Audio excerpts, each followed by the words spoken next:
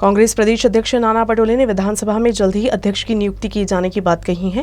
बुल्ढाना जिले के शेगांव दौरे पर आए नाना पटोले ने कहा कि 5 राज्यों में हुए विधानसभा चुनाव में कांग्रेस पार्टी की हार पर आत्मपरीक्षण किया जाएगा। इस दौरान उन्होंने राज्य सरकार की बजट की सराहना की। आम्ही आता काल पण आमचे काही मंत्री राज्यपाल महोदयांना भेटून आले आणि त्यांना काल पण विनंती केली की माननीय विधानसभा अध्यक्षाची निवड लावावी, पण या आठवडा पुन्हा अजून एक आठवडा आमच्याजवळ आहे, या आठवड्यामध्ये ह्या निवडणुका लागतील अशी अपेक्षा आहे। आम्ही जे मुद्दे घेऊन जनतेसमोर गेलो होतो त्याच्यामध्ये बेरोजगारी होती, त्याच्यामध्ये शेतकऱ्यांचे मुद्दे होते, त्याच्यामध्ये गरिबी होती, अशा ह्या मुद्द्यांना घेऊन आणि देश विकून देश चालवणारी जी व्यवस्था केंद्रामध्ये बसलेली आहे त्यांच्या विरोधात आम्ही लोकांपर्यंत गेलेलो होतो। ते मुद्दे कसे बाजूला पडलेत, लोकांनी कुठल्या मुद्द्यावर हे मतदान केलं, ह्या सगळ्या गोष्टीचं एक आत्मपरीक्षण करावं लागणार आहे। पण देशहितासाठी आणि देशाच्या लोकशाहीसाठी काँग्रेस नेहमी लढत राहील। आम्हाला अपेक्षा आहे की जी काही आज देशामधल्या 5 राज्यामध्ये निवडणुकांचा जो निकाल आलेला आहे त्याला तर आम्ही स्वीकारलेला आहे, पण याच्यामधलं एक मोठं आत्मचिंतन आम्ही करून 2024ची लढाईसाठी तत्पर आम्ही तयार होऊ। केंद्राच्या सरकारच्या चुकीच्या धोरणामुळे आज देशभरातला शेतकरीच नाराज आहे। डिझेलवर आजही ज्या पद्धतीने डिझेल आणि पेट्रोलवर जवळपास 22 रुपये लिटर हे जादा जे घेतले जातात आहेत केंद्र सरकारच्या शेषच्या माध्यमातून, आणि त्याच्यामुळे राज्य सरकारला येणारा वाटाही कमी झालेला आहे। शेष असल्यामुळे त्याचा पैसा मिळत नाही केंद्राकडून, GST त्यांनी GSTचे पैसे देत नाही आणि राज्याच्या उत्पन्नातूनच राज्य आपल्याला पुढे न्यायचं आहे। पण तुम्हाला माहितीसाठी सांगतो की शेतकऱ्यांचं मग 50,000चं प्रोत्साहनाचं पैसे असतील, शेती उद्योगामध्ये नवीन क्रांती आणायचं असेल, छोट्या उद्योजकांना मदत असेल, छोट्या उद्योजकातून आणि शेती उद्योजकातून मोठ्या प्रमाणात रोजगार निर्माण करणं, अशा पद्धतीचा बिना कुठलाही टॅक्स न लावता हा पहिल्यांदा असा बजेट महाराष्ट्रामध्ये आलेला आहे। आणि विरोधकांना खरं तर या बजेटमुळे त्रास झाला, कारण की हा बजेट जो आहे हा सर्वसामान्यांच्या हिताचा असल्यामुळे विरोधक त्याच्यावर विरोध करतात। अकोला जिला परिषद की वित्तीय समिति ने वित्तीय वर्ष 2022-23 के लिए 32 करोड़ 46 लाख रुपए के बजट को मंजूरी दी है। इस बजट में किसानों और महिलाओं के विकास सहित अन्य योजनाओं के लिए निधि प्रदान किया गया है। इसके अलावा बजट में विभिन्न विभागों की योजनाओं का भी प्रावधान है। जिला परिषद की वित्त विभाग द्वारा वित्तीय वर्ष 2022-23 के लिए बजट तैयार किया गया। विभिन्न विषय समितियों द्वारा की गई मांग को ध्यान में रखते हुए बजट तैयार किया गया है। इसमें संबंधित विभागों की समितियों के माध्यम से आगामी बजट के लिए धनराशि की मांग की गई थी। हालांकि समिति के वित्त पोषण के प्रस्ताव और हर तरह से जिला परिषद को मिलने वाले राजस्व में सामंजस्य बिठाने में समिति को तालमेल बिठाने में थोड़ी मेहनत करनी पड़ी। बजट में कृषि, महिला एवं बाल कल्याण, समाज कल्याण समेत अन्य विभागों के लिए निधि का प्रावधान किया गया है। बजट में दिव्यांगों के विकास के दृष्टिकोण से नई योजना का भी समावेश किया गया है। साथ ही किसानों, महिलाओं और युवाओं के लिए रोजगार सहित शिक्षा का स्तर बढ़ाने की योजनाएं शामिल है। अकोला जिले के पिंजर पुलिस थाना अंतर्गत निरगुंडा नदी के किनारे अवैध तरीके से शराब तैयार करने के अड्डे पर कार्रवाई की है। इस कार्रवाई में पुलिस ने 4 आरोपियों को गिरफ्तार कर 2 लाख रुपए का माल जब्त किया है। अकोला जिले के ग्रामीण इलाके में कई जगह अवैध धंधा चल रहा है। इन अवैध धंधों पर नकेल कसने के लिए वरिष्ठ पुलिस अधिकारी के नेतृत्व में पुलिसकर्मी छापामार कार्रवाई कर रहे हैं। पुलिस को जानकारी मिली थी कि पिंजर पुलिस थाना अंतर्गत पातुर नंदापुर से होकर गुजरने वाली निरगुड़ा नदी के किनारे महुआ फूल से अवैध तरीके से शराब तैयार किया जा रहा है। इस जानकारी के आधार पर पुलिस ने छापा मारा। इस कार्रवाई में आरोपी बालकृष्ण खंडारे, बबन वाघपांजर, प्रतीक चक्र नारायण, भगवान भगत को गिरफ्तार कर शराब और अन्य सामग्री जब्त किया है। रशिया यूक्रेन युद्ध का परिणाम अन्य देशों पर भी हो रहा है। खाद्य तेल की कीमत बढ़ गई है तो अब पेट्रोल डीजल की कीमत बढ़ने की संभावना जताई जा रही है। रूस और यूक्रेन के बीच चल रहे युद्ध ने कृषि क्षेत्र को भी प्रभावित किया है। देश में खाद्य तेल की कीमत बढ़ने लगी है। इसके साथ ही उर्वरक उत्पादन के लिए पोटाश की आवश्यकता होती है और भारत बड़ी मात्रा में पोटाश का आयात करता है। रूस और बेलारूस पोटाश के सबसे बड़े निर्यातक है, लेकिन यूक्रेन के साथ चल रहे युद्ध ने पोटाश की आपूर्ति को खतरे में डाल दिया है। यूक्रेन भी पोटाश का निर्यात करता है, लेकिन भारत रूस बेलारूस से ही पोटाश का आयात करता है। लेकिन रूस पर लगे प्रतिबंध से अब वहां पोटाश का आयात कर पाना भारत के लिए मुश्किल है। युद्ध के परिणाम स्वरूप उर्वरकों की कीमत बढ़ गई है। स्थिति ये है कि व्यापारी और बड़े किसान अभी से उर्वरकों का भंडारण करना शुरू कर देते हैं। युद्ध का सीधा असर किसानों पर भी पड़ा है, क्योंकि कंपनियों ने गोडाउन स्कीम को भी बंद कर दिया है, जो हर साल उर्वरक कंपनियों द्वारा दी जाने वाली ऋण योजना है।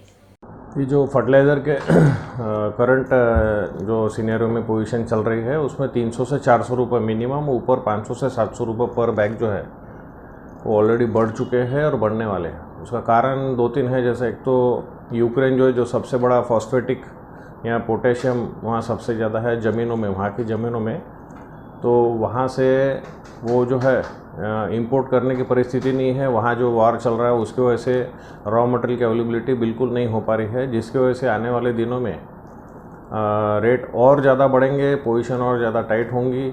और at the same time government of India जो है सब्सिडीज़ जो है उस पर भी कहीं ना कहीं वर्क कर रही है, क्योंकि उनको आगे शायद डायरेक्ट फार्मर्स को भी देना है, तो उस पर भी वर्किंग चालू है। और डीजल और पेट्रोल के जो भाव बढ़ते जाएंगे आगे, तो आगे पोजीशन और ख़राब होंगी।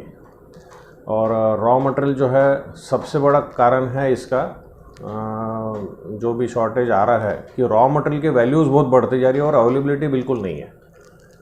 तो हमारी विनंती गवर्नमेंट से यही है कि वो इसको कितना स्ट्रीमलाइन कर सकते हैं जल्दी से जल्दी, जो कि फार्मर्स के लिए और सभी लोगों के लिए ओवरऑल अच्छा होगा इससे। अकोला जिले के तिल्हारा तहसील के सौंदल गांव के मजदूरों ने जिलाधिकारी को अपनी मांगों का निवेदन सौंपा। रोजगार गारंटी योजना अंतर्गत नियमित काम देने और काम नहीं होने पर बेरोजगारी भत्ता देने की मांग की है। वर्ष 2007 में रोजगार गारंटी योजना के तहत तिल्हारा तहसील के सौंदला ग्राम पंचायत की सीमा के भीतर 43 जॉब कार्ड धारकों को खेत में पगडंडी की सफाई का काम दिया गया था, लेकिन बहुत कीचड़ होने से काम करना बहुत मुश्किल था। फिर भी मजदूरों ने काम पूरा किया, लेकिन उन्हें अभी तक काम का मानधन नहीं मिला। इसीलिए आज जिलाधिकारी को निवेदन देकर बकाया भुगतान की मांग की गई। इसके साथ ही इन मजदूरों को नियमित काम देने की भी मांग की गई। अगर काम नहीं मिला तो बेरोजगारी भत्ता देने की मांग की गई है। 59 मनरेगा अंतर्गत काम करणारी मंडळी आलेली आहे। 2007 पासून जॉब कार्ड काढल्यानंतर 2022 पर्यंत हाताला काम नाही असा यांचा आरोप आहे। याबाबतचं आम्ही लेखी निवेदन जे आहे आज आमचे गजानन भाऊ तायडे, गजाननजी दांडगे, मी ॲडव्होकेट संतोष रहाटे, उमाताई आमच्या आंबोरे यांनी आम्ही सर्वांनी मिळून जे आहे ते दिलेलं आहे आणि शासनाने यांना लवकरात लवकर यांच्या हाताला काम द्यावं ही अपेक्षा आहे। आणि या माध्यमातून जे काही चुकीचे किंवा बोगस लाभार्थी कार्डधारक जे दाखवल्या जातात ती जी आहे ते पूर्ण बंद झालं पाहिजे, याकरिता आज रोजी जिल्हाधिकारी यांना निवेदन देण्यात आलं। कांग्रेस प्रदेश अध्यक्ष नाना पटोले शेगांव में यूसीएन प्रतिनिधि फहीम देशमुख के घर सांत्वना भेंट देने पहुंचे थे। इस दौरान कई अन्य कांग्रेस के वरिष्ठ नेता उपस्थित थे। कांग्रेस प्रदेश अध्यक्ष नाना पटोले शनिवार को शेगांव पहुंचे थे। इस दौरान अपने निर्धारित कार्यक्रम के दौरान ही कुछ वक्त निकालकर यूसीएन के बुल्ढाना जिला प्रतिनिधि फहीम देशमुख क्या पहुंचे। फहीम देशमुख के पिता का फरवरी में देहांत हो गया था। इस बात की जानकारी कांग्रेस प्रदेश अध्यक्ष नाना पटोले को थी, इसीलिए वो देशमुख परिवार के घर सांत्वना भेंट दिए।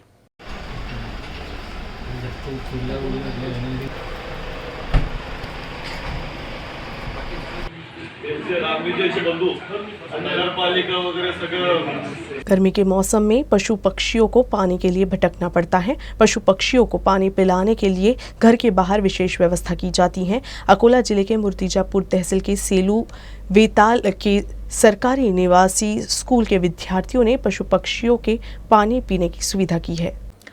गर्मी के मौसम में धूप तेज होने से सभी को पानी की जरूरत होती है। हम इंसान तो अपनी प्यास आसानी से बुझा लेते हैं, लेकिन पशु पक्षियों को काफी मुश्किलों का सामना करना पड़ता है। प्राकृतिक जल स्रोत सूखने से इन्हें पानी के लिए इधर से उधर भटकना पड़ता है। इसीलिए लोगों से पानी की व्यवस्था करने की सलाह दी जाती है। अकोला जिले के मूर्तिजापुर तहसील के सेलू वेताड़ के सरकारी निवासी स्कूल के विद्यार्थियों ने पशु पक्षियों के पानी पीने के लिए विशेष व्यवस्था की है। स्कूल की मुख्याध्यापिका LR बंसोड़ की संकल्पना से विद्यार्थियों ने प्याऊ तैयार किया है। माननीय मुख्याध्यापिका बनसोड मॅडम यांच्या संकल्पनेने आम्ही मनोज भगत सर तसेच नागशन मोहोळ सर यांच्या सहकार्याने आम्ही पाणपोईचा हा प्रोजेक्ट केलेला आहे। का केलेला आहे तर उन्हाळ्यामध्ये पक्ष्यांना मुख्य प्राण्यांना पाण्याची गरज भासते। पाणी जमिनीच्या आत खोलवर जाते आणि त्यामुळे पक्ष्यांना मुख्य जनावरांना पाणी मिळत नाही। त्यासाठी आम्ही हा प्रोजेक्ट केलेला आहे आणि हा प्रोजेक्ट विद्यार्थ्यांनीच नव्हे तर प्रत्येक नागरिकांनी केला पाहिजे अशी मी विनंती करतो। माझं सर्व जनतेला आव्हान आहे, आमच्या शाळेच्या कर्तव्यदक्ष मुख्याध्यापिका LR बनसोड मॅडम यांच्या संकल्पनेतून आम्ही पाणपोईची निर्मिती केलेली आहे। विद्यार्थ्यांमध्ये प्राणीमात्रांविषयी मुख्य जनावरांविषयी दयाभाव उत्पन्न व्हावा हाच या मागचा उद्देश होता आणि सोबतच आम्ही नव्हे तर प्रत्येक जनतेने पाणपोईची निर्मिती करावी ही कळकळीची विनंती आहे। धन्यवाद।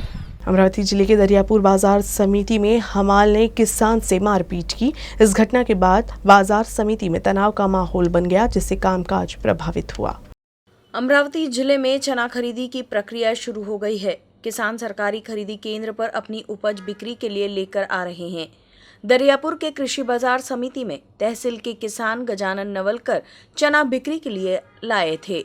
किसान ने हमाल से बोरी मांगी। इसी बात पर मारपीट का वीडियो CCTV कैमरे में भी कैद हुआ है।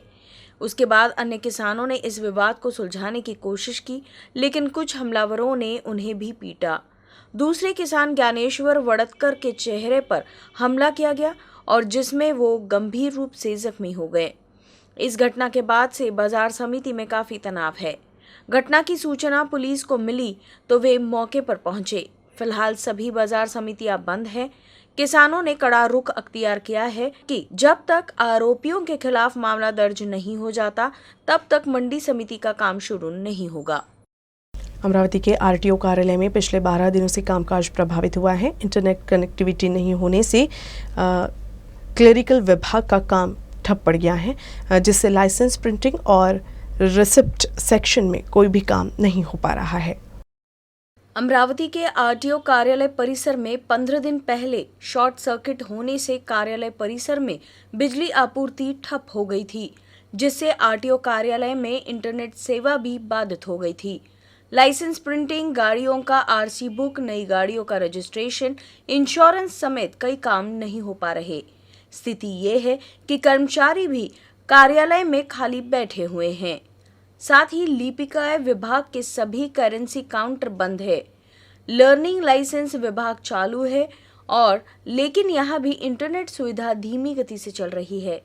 इंटरनेट कनेक्टिविटी नहीं होने के कारण कर्मचारियों को अपने मोबाइल के इंटरनेट से काम करना पड़ रहा है। इंटरनेट कनेक्टिविटी नहीं होने से सभी को काफी परेशानी हो रही है। अमरावती एंटी करप्शन ब्यूरो की टीम ने सार्वजनिक निर्माण कार्य विभाग के आदिवासी विभाग के कार्यपालन अभियंता व वरिष्ठ लिपिक को रिश्वत लेते रंगे हाथ गिरफ्तार किया है। खामगांव भू अभिलेख कार्यालय में कार्यरत आरोपी अधिकारी KR चौहान ने एक वकील के पक्षकार से संपत्ति में एक नाम जोड़ने और क्षेत्र में संशोधन करने के लिए 5,000 रुपये की रिश्वत मांगी थी। इस बीच ACB ने अधिकारी को 4,000 रुपये की रिश्वत लेते हुए रंगे हाथ पकड़ लिया और उसे गिरफ्तार कर लिया गया है।